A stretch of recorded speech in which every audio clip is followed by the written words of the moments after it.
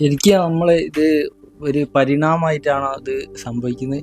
അതായത് ഒരു പൂമ്പാറ്റായിട്ട് വരുമല്ലോ. അപ്പോൾ മനുഷ്യ ശരീരം എടുത്ത ബോധം ശരിക്കും വികസിച്ചതിന് ദൈവബോധത്തിലേക്ക് എത്തുകയാണോ വേണ്ടി? അങ്ങനത്തെ ഒരു സ്വാഭാവികത അതിലുണ്ടോ?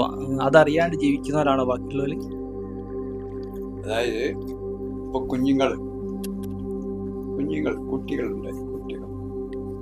കുട്ടികള് ഇപ്പൊ നമ്മൾ ഈ പറഞ്ഞ പോലെ ഇലാഹും ഇല്ലതിൽ തന്നെയാണ്.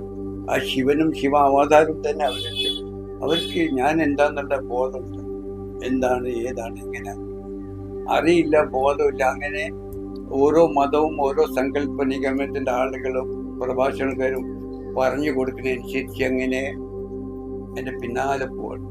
ഒരു രൂപരേഖ കിട്ടുന്നില്ല. ഏത് ഗ്രന്ഥം വായിച്ചിട്ടും മതങ്ങളിലൊക്കെ സാധനത്തിനെ കിട്ടുന്നില്ല. അങ്ങനെ ഓരോ സങ്കല്പത്തിലും നിഗമനത്തിലൂടെയും കുറെ മെഡിറ്റേഷനും കുറെ കുണ്ടലി ഉയർത്താനും കുറെ പൂജ ചെയ്യാനും കുറെ നമസ്കരിക്കാനും ഇങ്ങനെ ആളുകൾ പല രീതിയിലുള്ള ദൈവികമായി തീരാനുള്ള ശ്രമത്തിലൂടെ പോയിക്കൊണ്ടിരിക്കുക. അതിന് യാഥാർത്ഥമായ അതിനെ കാണിച്ചും അറിയിച്ചും അതിൽ കൊണ്ടെത്തിക്കാനുള്ള ഒരാളുണ്ടായ പറ്റും. അതാണ് ഇവിടെ ഉപനിഷത്തുകൾ, ഗീത, ഖുർആൻ, ബൈബിള്, ഇതുപോലെ ദൈവികമായ മൊഹീദ്ദീൻ അഹ്മദ് കബീർ അജ്മീർ, ശ്രീനാരായണ ചട്ടമ്പി സ്വാമികൾ, രാമകൃഷ്ണ പരമഹംസം, ഇതുപോലെ ദൈവികമായി ആ പൂർണ്ണത പ്രാപിച്ച ബോധോദയം ചിന്തിച്ച് സാക്ഷാൽ ദൈവമായി അള്ളാഹുമായി തീർന്നവർ അവരെ കണ്ടെപ്പെട്ടു. അവര് അപ്പൊ ഇപ്പൊ നമ്മൾ കാണിക്കുന്ന പോലെ ആ പ്രകാശത്തെ കാണിച്ച് ഒരു വിത്തെന്ന പോലെ ആ പ്രകാശം പ്രസരിച്ച് വികസിച്ച് വ്യാപിച്ച് അർദ്ധനാരി ഉപനിഷത്ത് പറയുമ്പോൾ അർദ്ധനാരി ശിവ സ്വരൂപമായും ആ അശ്വതോല്ല ഇലാഹായും ശാസ്ത്രം പറഞ്ഞ പ്രപഞ്ചമായും രൂപപ്പെട്ട് ആ പ്രപഞ്ചവും ഇലാഹും ശിവന്റെയും സ്വരൂപത്തിന്റെ ശരീരത്തിന്റെ ഉള്ളിലെ വിത്തിട്ട മുളക്കുന്ന നരിയം ഗർഭമായ ഭൂമിയിലേക്ക് ആ പ്രകാശം തന്നെ ബീജമായി വന്നുകൊണ്ട് ആ ഇലാഹിന്റെയും ശിവന്റെയും ചെറു രൂപത്തിൽ പുനർജനിച്ചുള്ള ശിവ അവതാരമാണ് ഭൂമിയിൽ നരിയം ഗർഭത്തിലുള്ള ഭൂമിയുടെ എല്ലാ മനുഷ്യരും.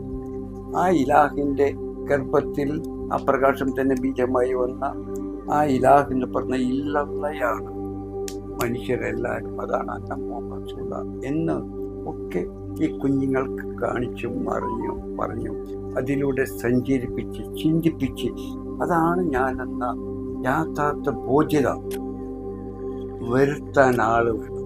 അപ്പോൾ യാഥാർത്ഥമായി തീരും. ഗീത പറഞ്ഞതും മറ്റേ ഉപനിഷത്ത് പറഞ്ഞതും ഖുർആൻ പറഞ്ഞതും ഒക്കെ സത്യമാണ്. ഈ ഞാൻ പറയുന്ന യാഥാർത്ഥ്യം തന്നെ പറയുന്നു. പക്ഷേ ആ ഗ്രന്ഥങ്ങൾ അതല്ല, ഈ ഗ്രന്ഥങ്ങൾ വ്യാഖ്യാനിക്കുന്നവർ ഇതൊന്നും കണ്ടവരോ അറിഞ്ഞവരോ അല്ല. ഇത് വായിച്ചിട്ട് അതിനർത്ഥം പറഞ്ഞ് അത് ഇവരുടെ മൂശയിലിട്ട് മനസ്സിലിട്ട് ഇവരുടെ സങ്കല്പ നിഗമന കണ്ടെത്തലുകൾക്ക് കൊണ്ടുപോയി അതാണ് ഇവിടെ കിട്ടുന്ന യാഥാർത്ഥ്യങ്ങൾ. അതുകൊണ്ടാണ് നിങ്ങൾ വട്ടം കറിക്കൊണ്ടിരുന്നത് അല്ലേ? ഇത് അതല്ലേ വട്ടം കറിക്കൊണ്ടിരുന്നത്. അപ്പോ അതിനെ ആ യാഥാർത്ഥ്യം കണ്ടറിഞ്ഞു തിരിച്ചു കൊണ്ടുപോകാൻ വേണ്ടി ഒരാൾ ഉണ്ടായേ പറ്റും. അതാണ് ഉപനിഷത്തും ഗീതയൊക്കെ പറഞ്ഞ് യഥാ ഈ ധർമ്മസ്യ കാലം മലിനമാകുമ്പോൾ അന്ധകാരത്തിൽ പോകുമ്പോഴെല്ലാം ദൈവം അവതരിക്കുമെന്ന് പറഞ്ഞു.